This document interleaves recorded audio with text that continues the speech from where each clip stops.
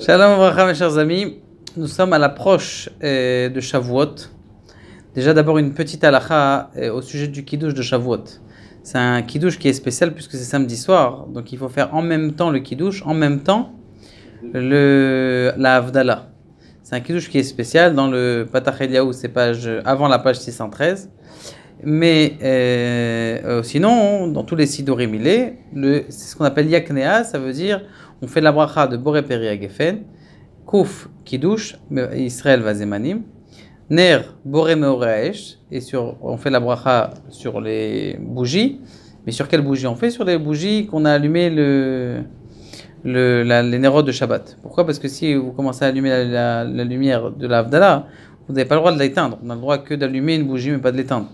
En plus, il y en a qui dit que c'est pas obligé d'allumer une bougie. Donc, sur les nérotes de Yom Tov qu'on allume après la sortie de Shabbat, eh bien, on fait Boré Meoreaesh.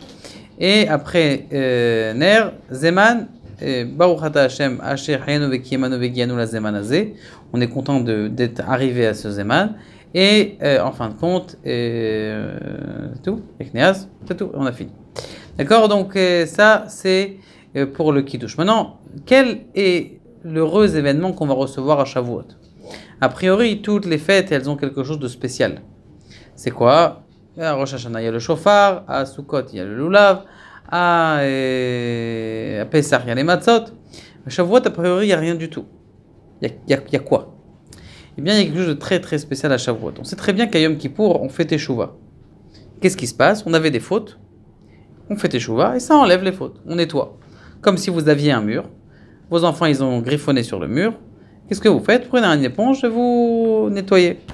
Ça, c'est Rosh Hashanah, Kippour, ces choses-là. Shavuot, c'est autre chose. C'est quelque chose d'encore beaucoup, beaucoup, beaucoup plus fort. La Torah, c'est quoi? C'est elle qui a créé le monde. On est d'accord? C'est-à-dire que la Torah, il a donné la lumière à l'intérieur. Il y en a un qui a posé une question. Il a dit, qu'est-ce que l'âme a besoin? Il a posé une question sur Internet. Il a demandé, qu'est-ce que l'âme a besoin? Il a répondu, c'est simple. C'est quoi l'âme? C'est la lumière. Donc, qu'est-ce qu'elle a besoin, l'âme? Elle a besoin encore de lumière. Maintenant, ok, je veux de la lumière. Où elle est? Je vais la trouver, la lumière. C'est marqué qu'Akadosh Baruch Hu, il a caché la lumière à l'intérieur de la Torah. D'ailleurs, quand Akadosh Baruch Hu, il a dit Anochi, Anochi Hashem Elokecha, et que tout le monde est mort, Ani, Nafshi, Katvit, Yahavit. Moi, mon âme, je l'ai mis à l'intérieur de la Torah et je vous l'ai donné. Ça veut dire que l'âme de Dieu, elle est dans la Torah. La lumière de Dieu, elle est dans la Torah. Notre lumière, elle est dans la Torah. Et c'est ce qui se passe aussi à Shavuot. Shavuot, en vérité, toutes nos fautes, eh bien, c'est pas on les efface, c'est qu'elles sont plus. Elles disparaissent complètement parce que je reçois sur moi la Torah. Ça veut dire que je suis en train de formater complètement, depuis le début, l'ordinateur. Depuis le début, c'est comme si depuis le début, Bechlal, il n'y avait aucune faute. Ça veut dire on vient avant la faute. Parce que Shavuot, c'est quoi? C'est justement ce inyan-là de renouveau entier. C'est l'homme qui revient à l'état pur. Parce que justement, et d'ailleurs c'est pour ça que les Béné Israël, ils sont tous morts. D'ailleurs, tous ceux qui étaient malades, ils étaient en bonne santé. Tous les aveugles, ils ont vu, tous les pieds cassés, ils ont eu les bonnes... En une seconde. Pourquoi? Parce qu'ils sont morts. Akadosh Baruch Hu, ils les a fait revivre.